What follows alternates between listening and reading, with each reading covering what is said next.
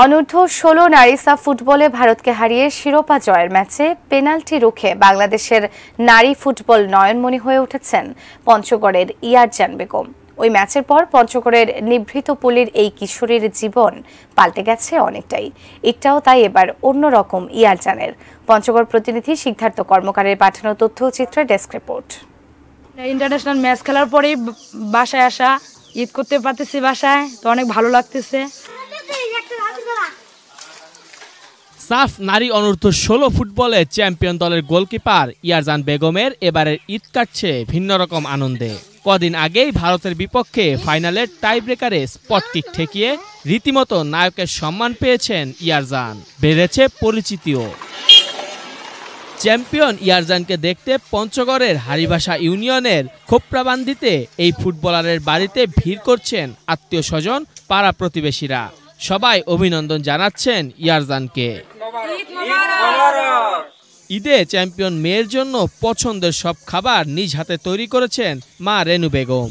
এদিকে জেলা প্রশাসনের পক্ষ থেকে জীর্ণ কুটিরের জায়গায় নির্মাণ করে দেওয়া হচ্ছে নতুন পাকা ঘর, মিলেছে আর্থিক সহায়তাও। তাই ইয়ারজানের বাবা আব্দুর রাজ্জাক জানালেন কৃতজ্ঞতা। আজকে আমার মেয়ের চুলায় এই ঘর সরকার থেকে এবং ডিজি সাহেবের অনুমতি উনি করে দিচ্ছে।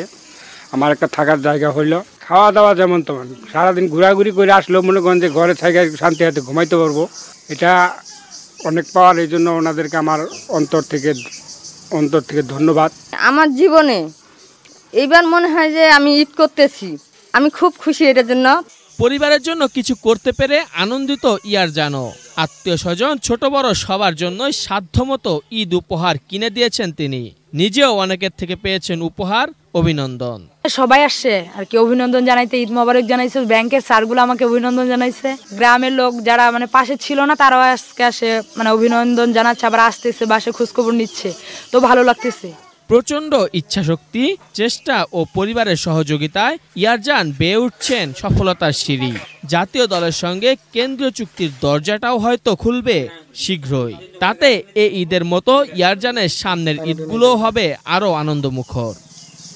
মেহেদী Hasan Munna, sports desk, ATN news.